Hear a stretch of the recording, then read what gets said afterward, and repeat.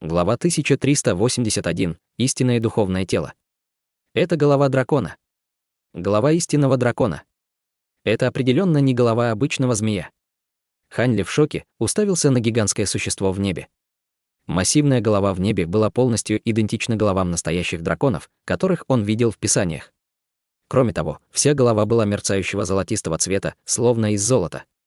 На его голове также была пара раскидистых золотых рогов, напоминавших деревья, и это было довольно пугающее зрелище. Но, кажется, это не настоящий дракон.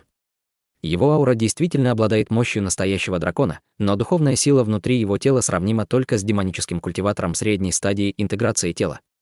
Разве может истинный дух обладать такой ничтожной духовной силой? Воскликнула Ечу.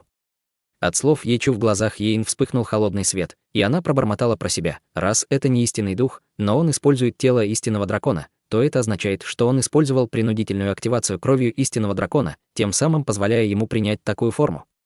Кровь истинного дракона. Значит, здесь вовлечен клан Лун. Ечу нахмурилась с холодным выражением лица. Кажется, это более всего вероятно. Меня всегда удивляло, почему молодому мастеру клана Лун была назначена та же миссия. Похоже, он преследует меня, холодно усмехнулась Йейн. Он преследует тебя, молодая госпожа. Неужели эти слухи? Ей пришла в голову мысль, и на ее лице появилось ошеломленное выражение. Какие слухи? Активировав технику великого развития, Хань Ли, наконец, пришел в себя от этого неописуемого чувства испуга и повернулся к Йейн с мрачным выражением лица.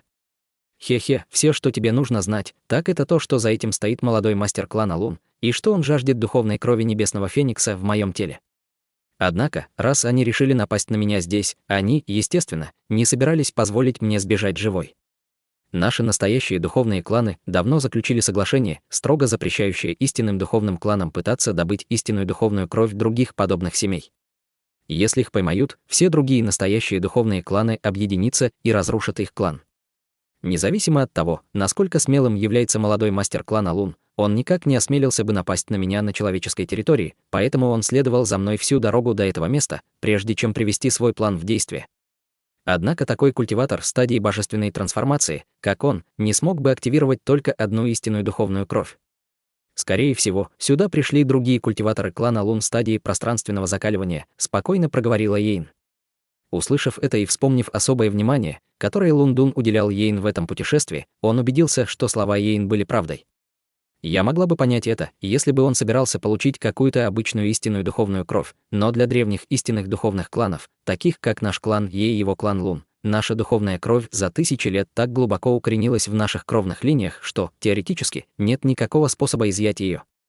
Клан Лун должен знать об этом. В глазах Ечу мелькнула растерянность. Я тоже не уверена, что сейчас происходит, но, учитывая, что клан Лун атакует нас прямо сейчас, я могу только предположить, что они нашли решение этой проблемы. Однако, даже если это так, сначала они должны победить мое небесное тело Феникса. Мне потребуется твоя помощь, чтобы активировать мою духовную кровь, старшая сестра Чу. Брат Хань, мне придется побеспокоить тебя, чтобы ты защищал меня во время этого процесса, с серьезным выражением на лице сказала Йейн. Раз я не смогу абстрагироваться от этого вопроса, я обязательно помогу тебе в меру своих способностей, криво улыбнулся Хань Ли, глядя на приближающиеся темные облака и эту огромную голову дракона. Все они остались совершенно беззащитными, словно совсем не опасались этого предполагаемого истинного драконьего тела. Я рад, что ты понимаешь ситуацию, брат Хань. Сначала я установлю формацию, а затем активирую свою духовную кровь, чтобы сразиться с этим истинным телом дракона. Давайте посмотрим, что сильнее, кровь небесного феникса, моего клана, или истинная драконья кровь клана Лун, с серьезным выражением на земле сказала Йейн. Затем она провела рукой по своему браслету для хранения, и оттуда вылетела толстая пачка флагов формации разных цветов. Она взмахнула рукой по воздуху, и несколько десятков световых лучей пронеслись во всех направлениях, вскоре исчезнув в земле. В воздухе мгновенно появилась фиолетовая формация, закружив у нее над головой. В настоящее время Хань Ли не смог определить, какими способностями обладает эта формация. В этот момент Йейн села, скрестив ноги, в центре формации. Затем она открыла рот, выплюнув 5 шариков света, каждый из которых цветом отличался от других, и эти световые шарики начали кружить вокруг ее тела. Каждый шар света был размером с человеческий кулак и содержал миниатюрные сокровища разных форм. Эти сокровища состояли из флейты, цитры, лютни, сабли и кольца. Среди них лютня в желтом шаре света была ничем иным, как лютней мудрости, которую Хань Ли видел ранее. Он лично видел силу этого сокровища, и он знал, что это была редкая копия духовного сокровища. Таким образом, эти 4 других сокровища, скорее всего, были сокровищами того же ранга, что и лютня мудрости. Если это действительно так, то Йейн действительно была невероятно богата. Пока Хань Ли размышлял об этом, Йейн призвала белый нефритовый флакон с мрачным выражением лица. Затем она открыла крышку, и изнутри донесся чрезвычайно приятный на слух крик феникса. Сразу после этого из флакона выскочил миниатюрный радужный феникс размером всего около дюйма и попытался улететь вдаль. Однако Йейн открыла рот, выпустив вспышку пятицветного света, которая немедленно поразила феникса. Яркость пятицветного света усилилась, и духовный свет вспыхнул по всему телу радужного феникса, после чего он превратился в пятицветную духовную таблетку, излучавшую сильный духовный аромат. Йейн указала пальцем на таблетку с равнодушным выражением на лице. Пятицветная духовная таблетка немедленно подлетела к ней, и она, закрыв глаза, проглотила ее. В этот момент Ечу внезапно появился рядом с ней и села на землю. Затем она сделала печать заклинания и одновременно открыла рот, выплюнув желтый столб света. Столб света был наполнен чрезвычайно чистой духовной ци древесного элемента и впрыснулся прямо в тело Йейн. Почти в тот же момент из тела Йейн начал исходить лазурный духовный свет, после чего над ее головой появился лазурный ореол диаметром несколько футов, начав медленно вращаться на месте. Ореол был необычайно круглой формы, и по его краю вспыхнуло белое пламя, поднимающееся примерно до фута в высоту. В самом центре ореола сидела со скрещенными ногами проекция, похожая на Йейн, но в несколько раз меньше. У нее также были закрытые глаза, и она делала серию печати заклинаний. Проекция внутри ореола внезапно открыла глаза, и в ее зрачках замерцал пятицветный свет, представляющий чрезвычайно своеобразное зрелище. В этот момент темные облака вдалеке были всего в нескольких километрах от них. Именно в этот момент кожа Йейн стала приобретать красный оттенок. В следующее мгновение на ее лице вспыхнул слой ярко-красного света и ворвался в ореол. Лазурный ореол в воздухе над ним сразу же вздрогнул, а затем мгновенно окрасился в красный цвет, напоминая кровь. Как только проекция в ореоле вошла в контакт с этим кровавым светом, она мгновенно впитала свет в свое тело, и из ее тела одновременно начал исходить пятицветный духовный свет. После огромного прилива кровавого света пятицветный духовный свет вздулся и стал ослепительно сиять. Вся проекция превратилась в ослепительное пятицветное солнце. Внезапно в небе раздался крик феникса, и кровавый ореол закружился, исчезнув в пятицветном солнце. Сразу после этого искусственное солнце вспыхнуло ярким пятицветным духовным светом и превратилось в пятицветного радужного феникса размером около 10 футов. Феникс вскрикнул и, расправив крылья, помчался прямо к темным облакам. Попутно его тело резко увеличилось в размерах, практически удваиваясь от каждого нового взмаха крыльев. После всего нескольких взмахов весь радужный феникс стал размером более чем 1000 футов в длину. Из его тела также начала исходить страшная аура, не уступавшая ауре гигантского дракона. Гигантский феникс взглянул на голову дракона посреди темных облаков с ледяным светом в его серебряных глазах. В тот момент, когда появился гигантский радужный феникс, рев золотой головы дракона внезапно прекратился, и он принял торжественное выражение, словно готовясь ко встрече с могущественным противником. Темные облака и молния вспыхнули, после чего показалось золотое тело дракона длиной более 2000 футов. Это истинное тело дракона оказалось примерно в 2 раза больше пятицветного радужного феникса. Хотя феникс был явно значительно меньше своего врага, он совершенно его не боялся и размахивал крыльями ему навстречу. В воздухе пронеслись порывы ураганного ветра, создавая толстые ветреные столбы. Тем временем рядом с одним из его крыльев вспыхнуло несколько пятен белого света. Вслед за быстрым чередованием звуков брызги света превратились в шарики белого пламени, которые начали быстро увеличиваться в размерах, образуя море белого пламени в мгновение ока. Таким образом, появилась своеобразная сцена. От взмахов крыльев радужного феникса половина неба наполнилась ураганными ветрами и мощной силой лазурного ветра, а другая половина неба была воспламенена морем палящего белого пламени, из-за чего воздух начал мерцать и деформироваться. При виде этого аура золотого дракона также внезапно стала более хаотичной и жестокой. В облаках сверху грянул гром и обрушились бесчисленные потоки молний. Эти молнии превратились в серебряных молниеносных змеев, каждый из которых был длиной более 100 футов. Все эти змеи начали собираться вокруг золотого дракона. В то время, как Хань Ли ошеломленно смотрел снизу, воздух в унисон сотрясали рев дракона и крик феникса. Золотой дракон открыл рот, выплюнув золотой столб света, и серебряные молниеносные змеи вокруг него также немедленно устремились к фениксу.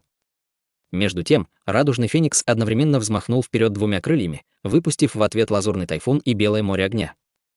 Взрывной грохот тататак мгновенно сотряс небо и землю, и два истинных духовных тела наконец столкнулись. Хань Ли смотрел на развернувшуюся выше битву прищуренными глазами, но большая часть его духовного чутья была прикована к области рядом с формацией на случай возникновения непредвиденных обстоятельств. Серебряные дуги молний, лазурные порывы штормовых ветров и белое пламя непрерывно переплетались друг с другом. Среди столкновений трех разных типов сил время от времени можно было увидеть проблески тел Золотого Дракона и Радуги Феникса, и они участвовали в физической драке, как это делали обычные звери. Конечно, их силы и способности были намного выше, чем у обычных зверей. Когда Золотой Дракон проводил когтями по воздуху, он мог с легкостью пробиться сквозь пространство, в то время как Радужный Феникс смог изогнуть и деформировать пространство взмахом крыльев. Грохот и раскаты грома непрерывно раздавались между двумя существами, и казалось, что в любой момент все небо можно разорвать на части. Хань Ли чувствовал себя довольно странно, став свидетелем этой битвы. Если бы эти так называемые истинные духовные тела уже были такими невероятно мощными, то насколько непостижимо разрушительными были бы истинные драконы и небесные фениксы. В записях говорилось, что истинные драконы и небесные фениксы были существами, которые бросали вызов естественному порядку, и что им даже не нужно было бояться истинных бессмертных из истинного бессмертного мира. Казалось, что эти заявления действительно могли быть правдой.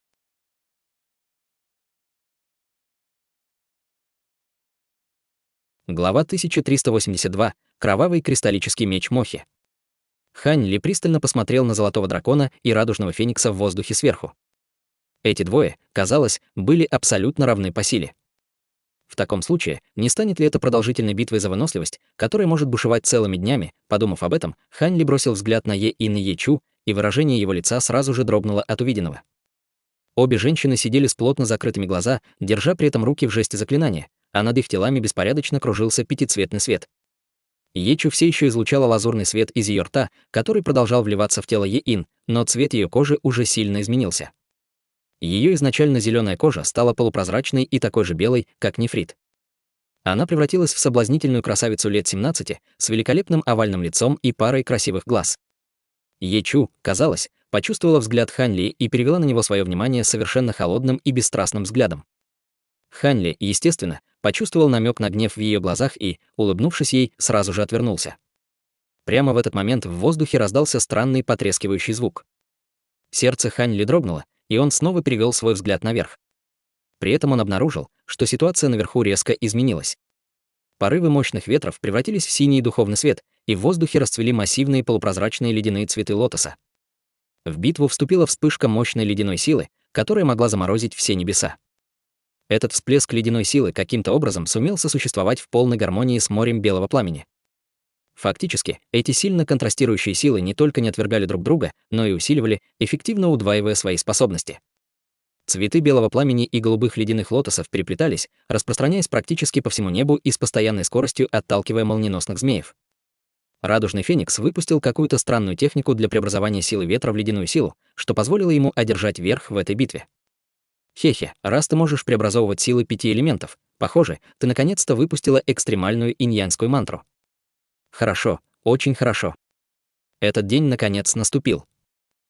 Золотой дракон в небе, будучи вынужденным отступить, не только не растерялся, но вместо этого начал ликовать от восторга. Ты знаешь об этом искусстве культивации? В глазах Радужного Феникса мелькнуло недоумение. Голос Феникса был идентичен голосу Е-Ин. Однако гигантский дракон в небе полностью проигнорировал вопрос Радужного Феникса. Вместо этого изо рта вырвался раскат грома, и произошло нечто неожиданное. Золотой свет вокруг массивного тела дракона отступил, превратившись в темно-красный цвет. Затем дракон открыл рот, выпустив толстый столб алого света. Как только этот столб света соприкоснулся с воздухом, он превратился в гигантский меч длиной более 100 футов. Меч был полупрозрачного алого цвета с рукоятью дракона и лезвием феникса. Из меча бушевала сильная кровавая аура, желающая разорвать все на своем пути. Это кристалл Кровавый меч Мохи. Подумать только, это духовное сокровище попало в твои руки. Неужели ты планируешь? Радужный Феникс был шокирован, увидев этот меч, и ей тут же пришла в голову мысль, от которой она не могла сохранять спокойствие. Феникс резко расправил крылья и отчаянно попытался скрыться с места происшествия. Бежать уже слишком поздно. Изо рта дракон вырвался жуткий голос, и сам он бросился вперед. В то же время его тело стало сжиматься быстрыми темпами, превращаясь в полосу алого света длиной около 10 футов в мгновение ока перед тем, как исчезнуть валом меча. Сразу после этого меч дрогнул, а затем издалека атаковал радужного феникса. Со вспышкой алого света алый меч длиной более 1000 футов пронесся к радужному фениксу, двигаясь слишком быстро, чтобы феникс успел среагировать на него. В ответ на надвигающуюся атаку радужный феникс закричал от ужаса и ярости. Его огромное тело, казалось, осталось полностью невредимым, но из его тела вытеснили малиновую проекцию феникса размером в несколько футов. Затем проекция алого меча отодвинулась назад, превратившись в полоску алого света, окутав феникса внутри.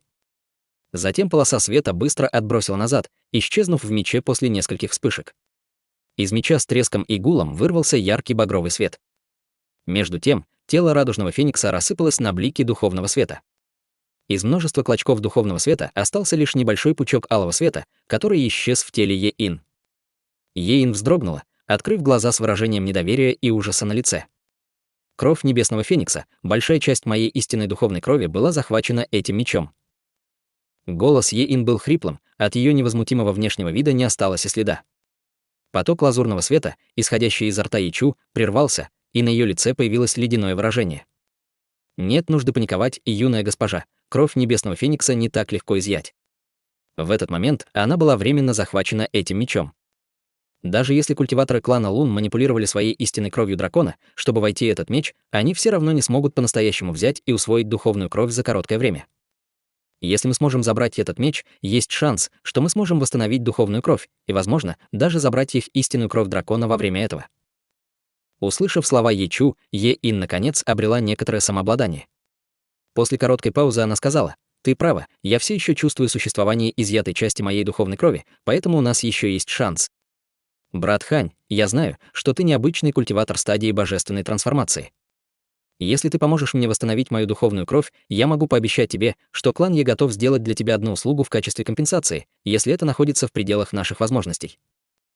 Услышав это, Ечу запнулась, а Хань Ли нахмурился, явно не решаясь принять это предложение. «Не надейся, что клан Лун позволит тебе сбежать. Если нас здесь убьют, тебе придется столкнуться с ними самостоятельно. Кроме того, ты явно на нашей стороне, так что даже если каким-то огромным везением тебе удастся бежать обратно в 3 человеческих региона, клан Лун будет продолжать преследовать тебя. Только с защитой от нашей семьи ты сможешь пережить это испытание», — равнодушно сказала Ечу. «Кажется, у меня нет выбора, да?» Хань Ли покорно погладил себя по подбородку. «Кажется, ты не очень хочешь это делать, брат Хан. Среди людей есть множество культиваторов, которые бы хотели установить связи с нашим кланом Е», — усмехнулась Е-Ин и поднялась в небо в виде шара золотого света. Ечу тоже превратилась в полоску лазурного света и последовала за ней. Когда лазурный свет закружился вокруг ее тела, ее кожа снова стала зеленой, и издалека она выглядела как настоящий лесной дух.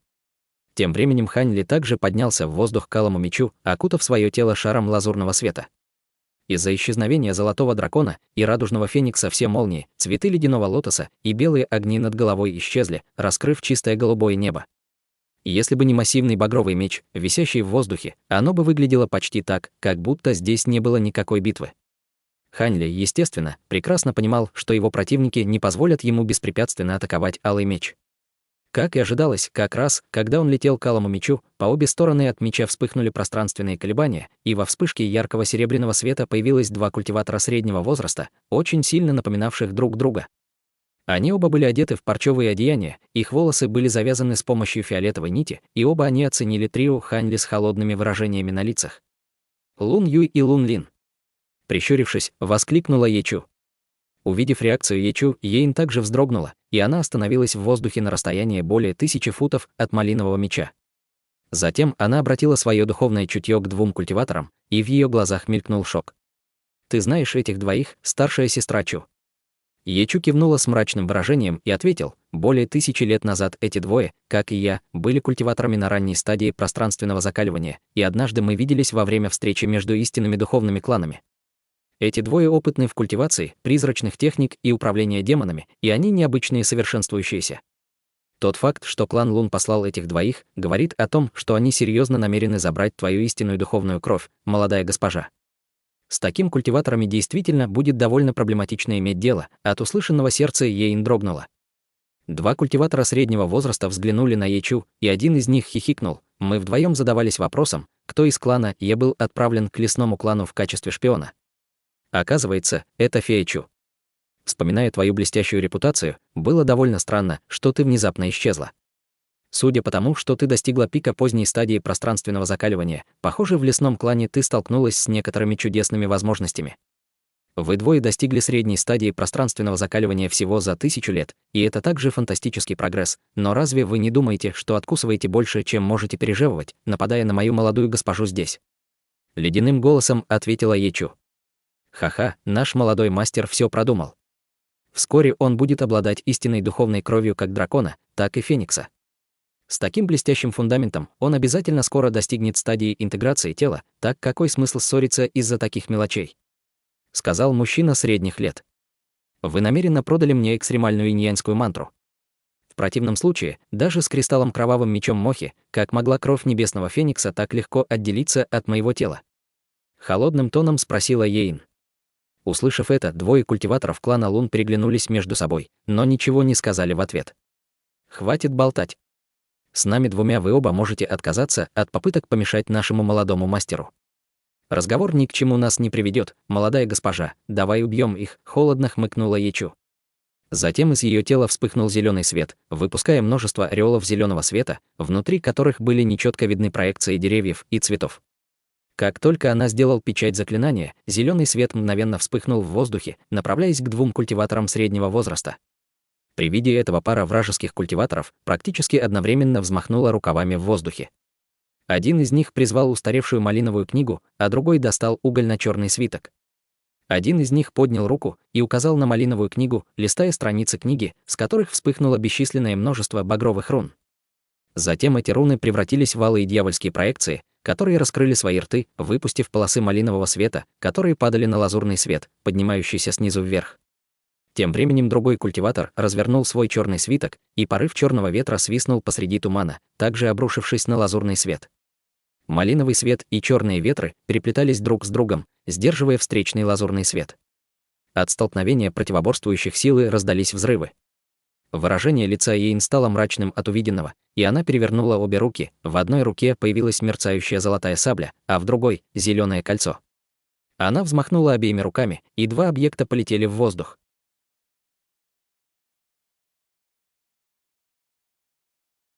Глава 1383. Багровый призрак. Золотая сабля качнулась, расшившись на более чем 100 футов. Зеленое кольцо со звоном превратилось в массивный зеленый выступ, и оно также метнулось в алый меч. «Даже не думай об этом!» — закричал один из культиваторов клана Лун при виде.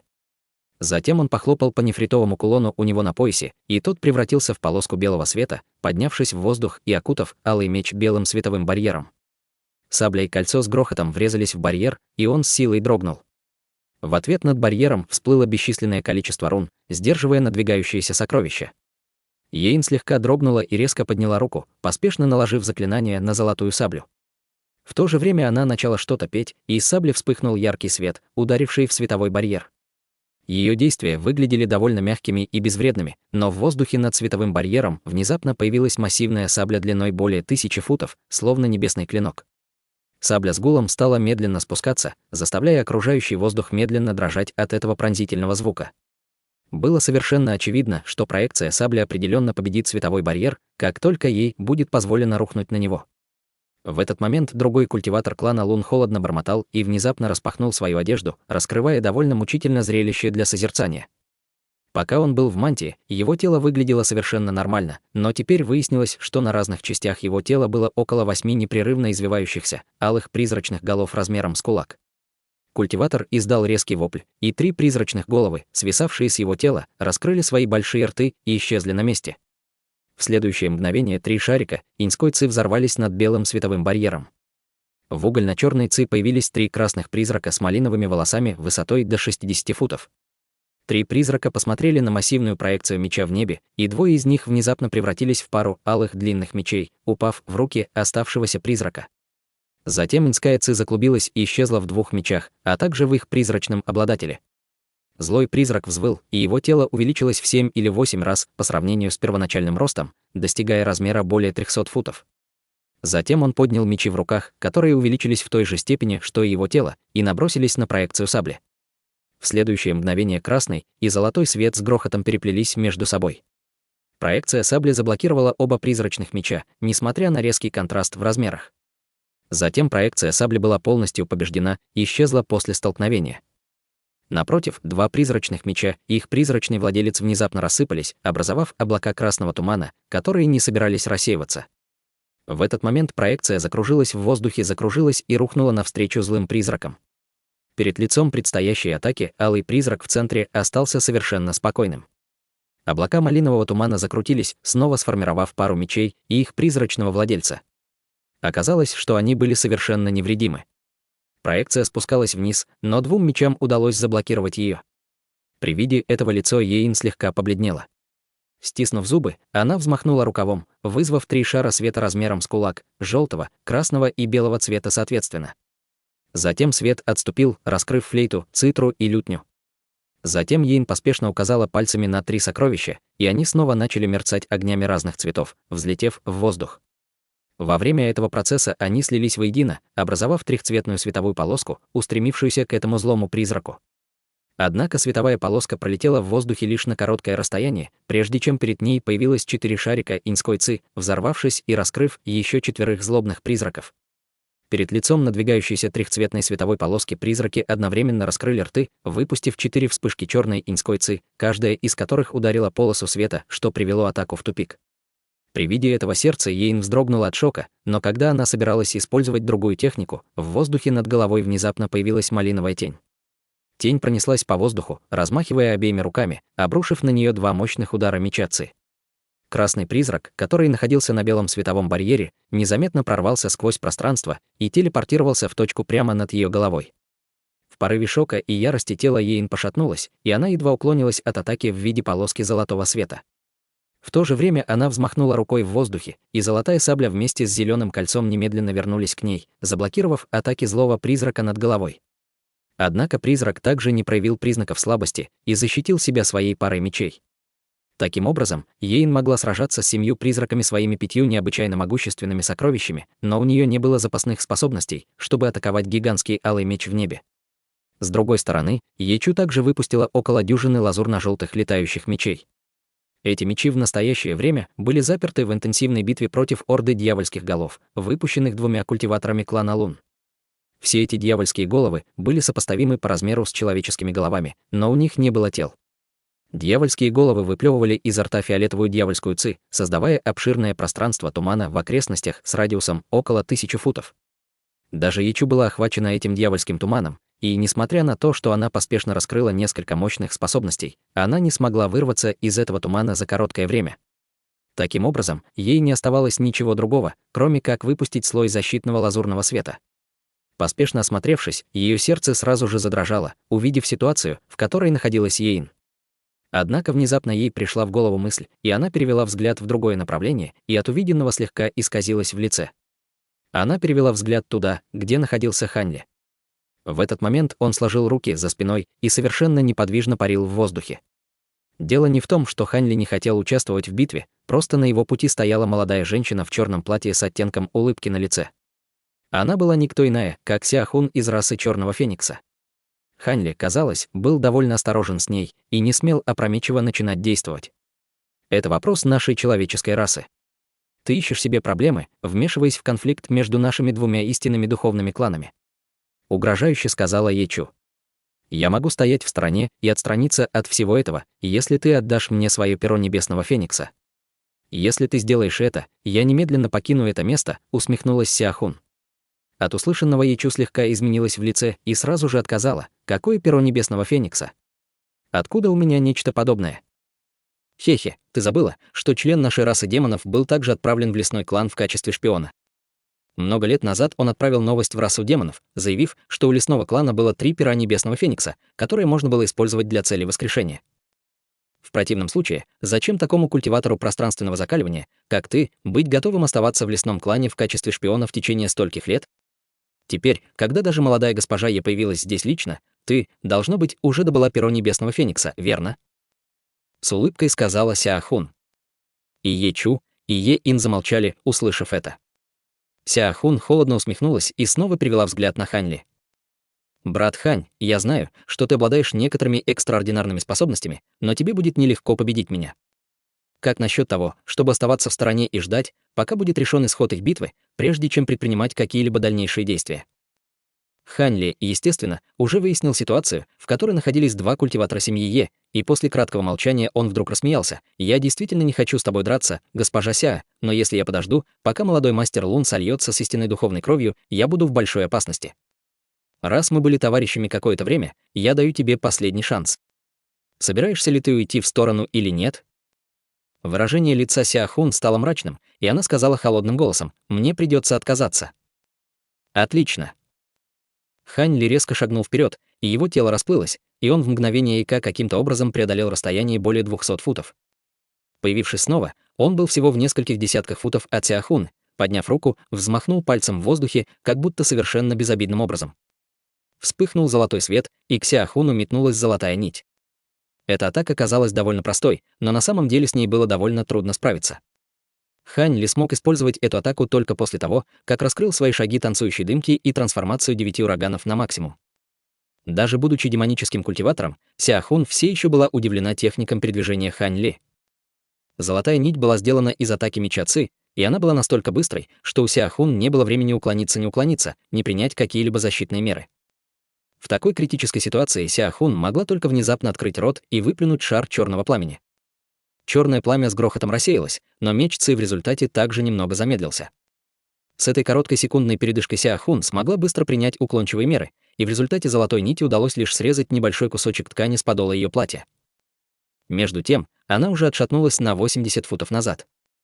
Остановившись, она, не веря своим глазам, уставилась на Хань Ли. Хань Ли убрал полосу меча Ци, не произнеся ни единого слова, и в то же время он положил руку на свою голову. С макушки его головы вышла эссенция божественного света и метнулась прямо в его противника. Серая божественная сущность света поднялась в небо, бросившись прямо к его противнику. В то же время он взмахнул другой рукой, и вокруг Ся Хун сразу же появилось 5 белых черепов. Черепа одновременно раскрыли рты и выпустили 5 потоков разноцветного ледяного пламени, и все они сразу же объединились в море пятицветного пламени. После всего этого из спины Хань Ли грянул гром, и появились его грозовые крылья.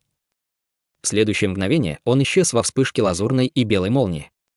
Появившись снова, будто из воздуха, он очутился прямо перед Ся Хун и, взмахнув рукой, выпустил несколько десятков полос золотого света. Как только Хань Ли начал действовать, он вызвал свирепую бурю атак, обрушившуюся на противника, как сильный ливень. Ся Хун все еще была слегка взволнована первоначальной атакой Хань Ли, и ее сердце было переполнено шоком и яростью при виде опасной ситуации, которая ее ожидала. Не задумываясь, Ся Хун повернулась на месте, и из ее тела вырвался огромный поток черного пламени, стремительно приближаясь к пятицветному пламени. Затем она открыла рот, вызвав старинное черное зеркало, с поверхности которого вырвалась полоса черного света, удерживая эссенцию божественного света в страхе. Что касается золотых полосок меча Ци, которые свирепо падали на нее, Ся Хун в ответ подняла обе руки, выпустив поток белых нитей, которые создали массивную защитную сеть. При виде этого в глазах Хань Ли мелькнул холодный свет, и он активировал свои навыки владения мечами, и несколько десятков полосок меча Ци умножились на несколько сотен в выступлении, обрушившись вниз. Полоски меча Ци представляли собой чрезвычайно пугающее зрелище, выглядя так, словно угрожали пронзить небеса.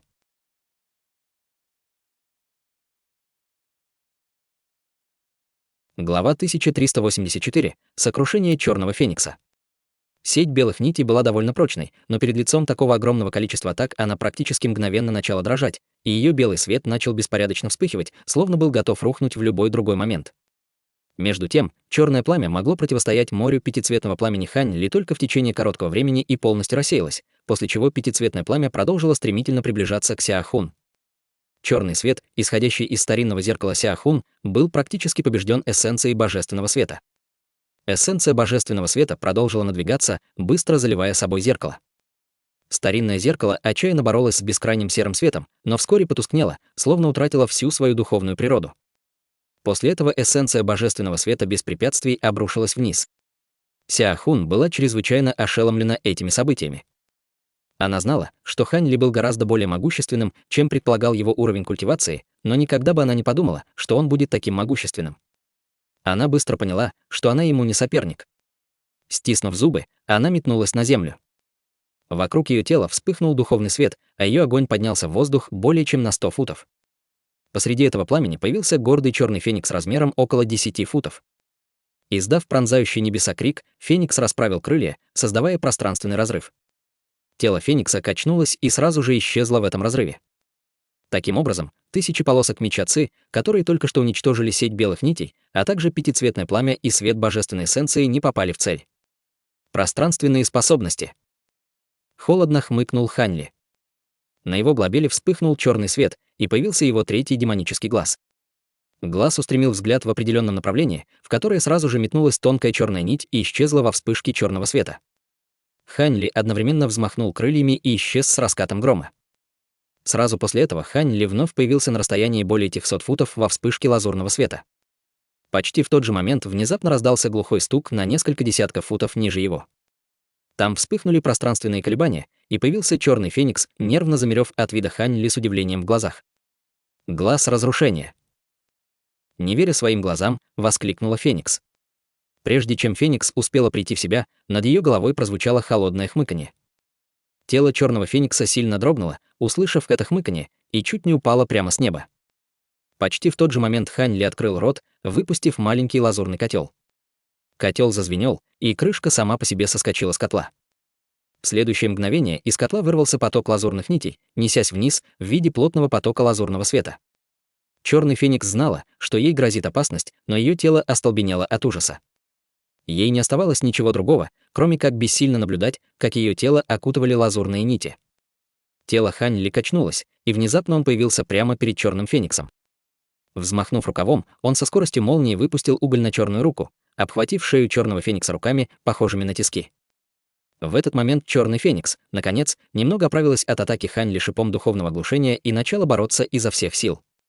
Она не только пыталась со всех сил атаковать его, избегая лазурных нитей, на ее теле также вспыхнул слой бушующего черного пламени. Эти лазурные нити, казалось, сразу же начали таять перед лицом этого пламени. При виде этого в глазах Ханли вспыхнул голубой свет, и внезапно на его руке, которая держала феникса, появился слой золотой чешуи, а также у него на лице.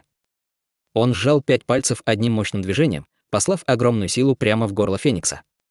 Феникс храбро сражалась минуту назад, но чуть не потеряла сознание от удушения Ханли. Затем Ханли издал громкий крик, в результате чего воздух вокруг него задрожал и зазвонил. Сразу же после этого он резко взмахнул крыльями и упал на землю, как падающая звезда, крепко держа в своих руках шею феникса. Черный феникс была полностью во власти Ханли и не могла сопротивляться. Спустя несколько мгновений грянул взрыв, и фигуральная падающая звезда яростно врезалась в землю, создав огромный кратер размером более 100 футов. Во вспышке лазурного света над кратером появился Ханли. В самом центре кратера, на дне, совершенно неподвижно лежала черный феникс. Несмотря на то, что Сяо Хун обладала мощным телом демона-зверя, она все равно потеряла сознание после того, как выдержала такой сильный удар. Ханли некоторое время смотрел на черного феникса с холодным и задумчивым выражением лица, но в конце концов решил не лишать Сяо Хуна жизни.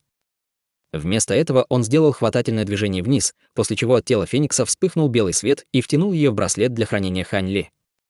Он щелкнул 5 пальцами другой руки, выпустив несколько талисманов, которые исчезли в теле черного феникса.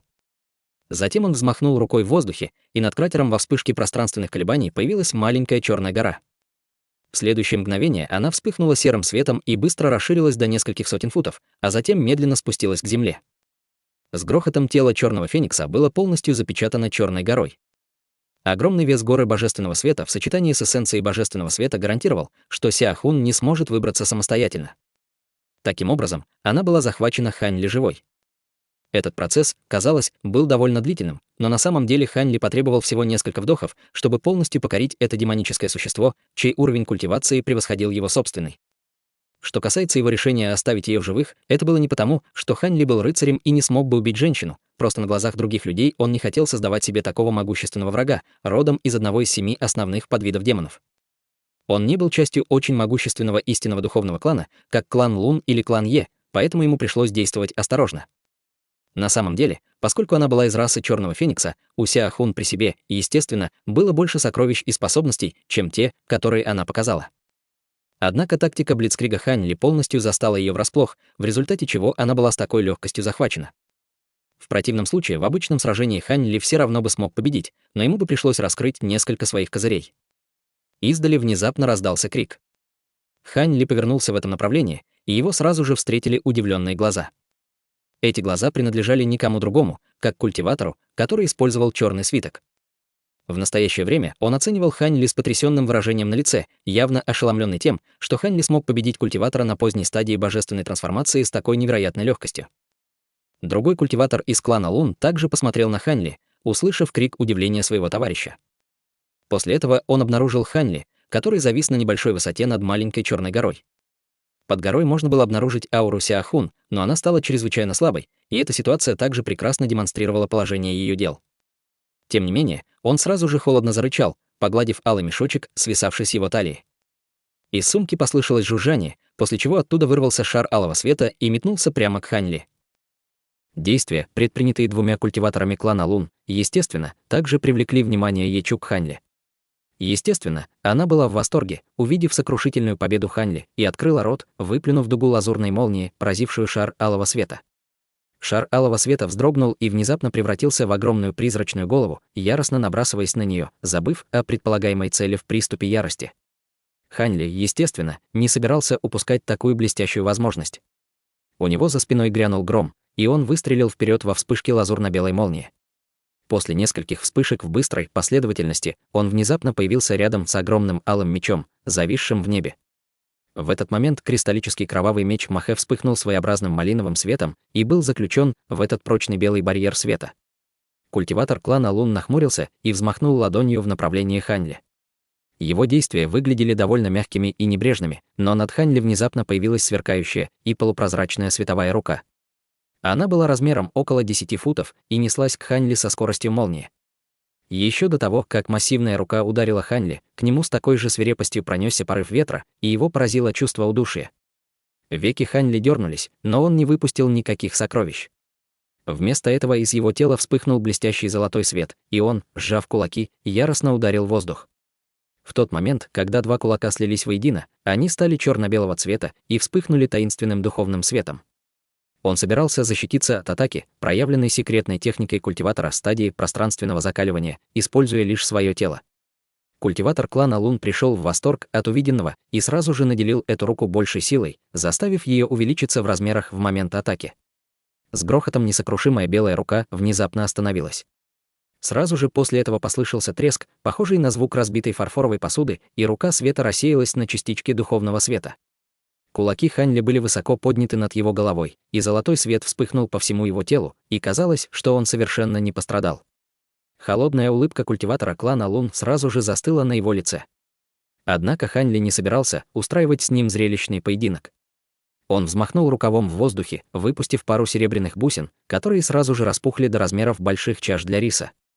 В следующее мгновение шары подлетели прямо к белому световому барьеру, и внутри шариков раздался нечеткий раскат грома. Это были не что иное, как пара молниеносных бусин, которые изготовил Хань Ли. Как раз в тот момент, когда грозовые шарики врезались в световой барьер, в воздухе внезапно прокатились пространственные колебания, после чего появилась угольно-черная призрачная рука. Два серебряных шарика ударили по руке и тут же взорвались. В раскатах грома мерцали и переплетались бесчисленные дуги серебряной молнии, мгновенно окутав всю область радиусом более 200 футов. Хотя белый световой барьер не был прямо поражен молниеносными бусами, он все еще сильно задрожал от их удивительной мощи, и казалось, что он может разбиться в любой момент. Небольшая часть силы молниевых бус все еще сумела повредить световой барьер. Хань Ли прищурился, и прежде чем сила молнии рассеялась, быстро щелкнул 10 пальцами в воздухе. Золотые полоски меча Ци тут же засвистели в воздухе, направляясь прямо к белому барьеру света. В текущем состоянии светового барьера он определенно был бы разрушен, если бы его ударили эти полосы мощного меча Ци. Изнутри молнии раздался чудовищный рев, после чего изнутри вырвалось около того черных теней, нанося удары мечом Ци с безошибочной точностью. Все полосы меча Ци немедленно потускнели, а затем превратились в ничто.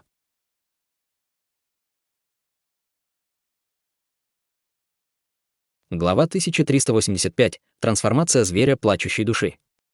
В этот момент, наконец, исчезла и серебряная молния. Прямо перед белым световым барьером появился абсолютно черный гигантский призрак высотой более 100 футов высотой. На голове у этого призрака была пара рогов, и все его тело было покрыто черной чешуей, создавая набор естественных доспехов. На его спине была также пара мясистых крыльев, похожих на крылья летучей мыши, а вдоль тела и чуть ли не до земли свисала пара необычайно длинных рук, которые словно были выкованы из тонкого железа. Взглянув на этого призрака, даже Хань Ли испытал леденящее кровь ощущение. Лицо этого призрака было совершенно плоским и лишённым чёрт. Более того, его массивное тело было изрешечено дырами, и только его руки остались невредимыми. Было совершенно ясно, что этот призрак выдержал большую часть силы молниеносной бусины и меча Ци, который выпустил Хань Ли. В противном случае их было бы более чем достаточно, чтобы разрушить белый световой барьер, защищающий малиновый меч. Гигантский призрак поднял голову и пронзительно взвыл, выпустив вспышки черной инской Ци вокруг себя, которые тут же исчезли в его теле. В мгновение эко он полностью восстановился. В ушах Хань Ли внезапно раздался зловещий голос: «Хе-хе, испытай ужас безликого призрачного монарха, которого я лелеял тысячи лет, любопытный негодяй. Этот призрак не менее могущественен, чем я». Призрачный монарх. Услышав это, на лице Хань Ли появилось странное выражение. «Будь осторожен, господин даосист Хань». Безликие призрачные монархи — широко известные существа из мира призраков, и они не менее могущественны, чем культиваторы пространственного закаливания, раздался голос Еджу. После того, как Хань Ли с такой легкостью остановил Сяохун, в ее сердце появился намек на надежду к спасению. Почти в тот же момент призрачный монарх повернул голову к Хань Ли. Несмотря на то, что у него не было глаз, казалось, он мог видеть Хань Ли. Издав низкий рев, он внезапно подняв руки в воздух. Небо сразу же потемнело из-за порывов сильного ветра инской Ци. В то же время внутри инских ветров послышались вопли отчаяния, создавая впечатление, будто внутри скрывалось бесчисленное количество призраков. Стоя наверху под инской Ци, безликий призрачный монарх взмахнул руками в сторону Хань Ли. Инская Ци в воздухе яростно закружилась, мгновенно проявив непостижимо гигантский черный призрачный коготь. Коготь был размером более 1000 футов, и на его поверхности мерцало лазурное призрачное пламя. Коготь медленно спускался к Хань Ли. Хань Ли почувствовал, как воздух вокруг него сжимается, и огромная невидимая сила появилась из ниоткуда, пытаясь полностью обездвижить его. Если бы на месте Хань Ли был обычный культиватор, он, скорее всего, был бы бессилен противостоять этой огромной силе. Однако Хань Ли просто проигнорировал, такова была сила его нынешнего тела. Холодно фыркнув, он быстро провел рукой по своему браслету в виде призрачного зверя. Во вспышке черного света на землю приземлился маленький черный зверек в 100 футах от Хань Ли. Это была маленькая обезьянка с блестящей черной шерстью, ростом около полфута. Это был никто иной, как зверь плачущей души. Появившись, обезьянка огляделась по сторонам и повела носом с горящими глазами. Она застучала кулаками по груди, быстро увеличившись в размерах во вспышке яркого черного света. Через несколько мгновений она превратилась в огромную обезьяну ростом более 300 футов. Обезьяна громко фыркнула, увидев призрачный коготь в небе наверху, и выпустила полоску лазурного света из своих ноздрей, которая с безошибочной точностью ударила в ладонь опускающегося призрачного когтя. В следующее мгновение произошла невероятная сцена. В тот момент, когда лазурный свет коснулся призрачного когтя, в центре ладони когтя сразу же появилась черная дыра. Затем лазурный свет продолжал сеять хаос, превращая другие части призрачного когтя в угольно-черную инскую Ци, сносимую светом. Вскоре призрачный коготь превратился в клочья и растворился в пятнах черного света. Безликий призрачный монарх при виде этого немедленно замахнулся на зверя плачущей души. К гигантской обезьяне мгновенно устремилось 5 черных световых полосок, словно 5 массивных лезвий. Со звуком рассекаемого воздуха проекции когтей устремились к гигантской обезьяне. Однако они просто исчезли в теле плачущей души, не оказав никакого влияния. Гигантский призрак невольно вздрогнул при виде этого. Гигантская обезьяна полностью проигнорировала его ошеломленную реакцию и, громко фыркнув, выпустила вторую полосу лазурного света из своих ноздрей. 2 полоски лазурного света переплелись и вспыхнули в воздухе, унося остаточную инской Ци вверх, как порыв осеннего ветра, ласкающий опавшие листья. Затем полоски света устремились обратно к гигантской обезьяне, прежде чем она проглотила их. На лице зверя плачущей души появилось довольное выражение, после чего он обратил свое внимание на призрачного монарха вдали. В этот момент безликий призрачный монарх наконец оправился от потрясения и неистово закричал от ярости. Внезапно его тело покрыли старинные доспехи с лазурным пламенем. В то же время в его руках появилась пара боевых молотов из белых костей. Хань Ли сфокусировал взгляд на этих боевых молотах и обнаружил, что они были сделаны из черепов 2 огромных демонических призраков. Один из боевых молотов испускал порывы желтого ветра, в то время как другой был окружен черным туманом, и Хань Ли гадал, какими способностями они обладали. Тем временем зверь плачущей души, совершенно не обращая внимания на пару боевых молотов, моргнул и снова выпустил 2 полоски лазурного света из своих ноздрей, обе направив прямо к массивному призраку. Безликий призрачный монарх взмахнул двумя боевыми молотами в воздухе, выпустив огромное пространство черного света, которое с легкостью отбросит лазурный свет в сторону. Зверь плачущей души был рассеян этим призрачным монархом. Хань Ли при виде этого слегка изменился в лице. Зверь плачущей души также принял торжественный вид, издав низкий рев. Вокруг него сразу же поднялись инские ветры и вспыхнули дуги молний. Тело гигантской обезьяны снова распухло, а мех стал краснеть. На макушке выросло 3 кривых рога, а глобель раскололась, обнажив багровый демонический глаз. В то же время ее лицо вытянулось, и она угрожающе обнажил клыки. Вслед за этим на спине появилось 3 черных костяных шипа длиной около 10 футов, вокруг которых начала кружиться зловещая черная инская ци. Зверь плачущей души превратился в зловещего призрака. Инская ци, кружащаяся вокруг его тела, казалась даже более мощной, чем у безликого призрачного монарха, и как только демонический глаз на его глобелле открылся, грянул раскат грома, выпустив молнию толщиной с большую чашу. Дуга молнии была красной, как кровь, и мгновенно достигла безликого призрачного монарха. Затем произошел невероятный поворот событий. Перед лицом этой малиновой дуги молнии безликий призрачный монарх испустил рев полного шока и ужаса. Он внезапно собрал свои боевые молоты вместе, и в то же время его огромное тело бросилось назад в отступление, по-видимому, намереваясь бежать, чтобы спасти свою жизнь. С грохотом алая молния коснулась боевых молотов призрака, однако те сразу же превратились в клубы дыма, словно столкнулись с главным врагом своего существования. Напротив, дуге алой молнии ничто не препятствовало, и она продолжала поражать лазурные доспехи безликого призрачного монарха. Доспехи постигла та же участь, что и пара боевых молотов, они рассеялись, не оказав никакого сопротивления. Таким образом, дуга молнии проткнула грудь призрачного монарха и обвелась вокруг его тела, как духовная змея, а затем притянула его обратно к зверю плачущей души. Гигантский призрак взвыл от боли, когда его насильно потянули к пещеристой пасти массивной обезьяны. Во вспышке малинового света гигантское привидение было проглочено зверем плачущей души. Могущественный безликий призрачный монарх, который должен был быть сопоставим по силе с культиватором стадии пространственного закаливания, только что был с легкостью покорен и поглощен зверем плачущей души. В этот раз оба культиватора клана Лун, а также Еджу и Еинь были полностью ошеломлены. Это был не какой-то незначительный призрачный прислужник, это был могущественный призрачный монарх. Как его смогла проглотить такая маленькая обезьянка? Что за духовное чудовище была эта маленькая обезьянка, изменяющая свою форму? И что за безумная способность была та алая дуга молнии, которую она только что выпустила? Одни и те же мысли мелькали в головах всех 4 культиваторов. Однако, прежде чем они оправились от шока, тело Хань Ли вспыхнуло, и он мгновенно оказался перед белым световым барьером. Взмахнув рукой, он выпустил 72 полосы лазурного света. Во вспышке сверкающего духовного света они мгновенно соединились, чтобы формируя гигантский золотой меч длиной около 100 футов. Гигантский меч вспыхнул несколько раз и ударил по световому барьеру с яростной силой. Золотой и белый свет с треском переплелись друг с другом, и на белом световом барьере появилась тонкая белая линия. Дерьмо. Оба культиватора клана Лун явно недооценили силу летающих мечей Хань Ли, и на их лицах сразу же появилось выражение шока. Между тем световой барьер задрожал и рассыпался с той тонкой белой линии в центре, с которой начинались все трещины. Белый световой барьер сразу же уменьшился под натиском атак Хань Ли, и его летающие мечи смогли нанести последний удар, чтобы уничтожить его. Таким образом, Хань Ли обнажил кристаллический кровавый меч Махэ. Без колебаний он сразу же активировал свое искусство владения мечом. Гигантский золотой меч вспыхнул и исчез на месте, но в следующее мгновение он снова появился и поразил малиновый меч с неистовой силой. От столкновения двух мечей раздался громкий лязг. Гигантский золотой меч задрожал в ответ и был полностью отброшен. Хань Ли слегка нахмурился при виде этого. Он провел рукавом по воздуху и выпустил несколько серебряных молниеносных бусин, но багровый меч остался совершенно невредимым даже после взрывов бус.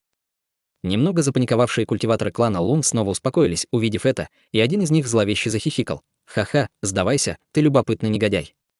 Кристаллический кровавый меч Мохи занесен в список 1000 хаотических духовных сокровищ.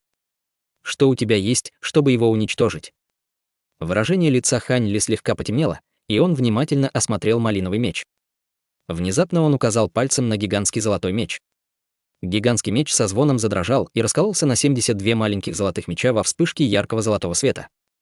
Эти маленькие мечи превратились в несколько сотен полос меча Ци, каждая из которых была около фута в длину, и все они начали кружиться в воздухе. Сразу после этого Хань Ли начал что-то повторять, делая серию быстрых ручных печатей, накладывая одну печать заклинания за другой. Все летающие мечи немедленно задрожали, а затем рассеялись высоко в воздухе и устремились во все стороны. Вскоре мечи вспыхнули в воздухе несколько раз и исчезли, как будто их никогда и не существовало.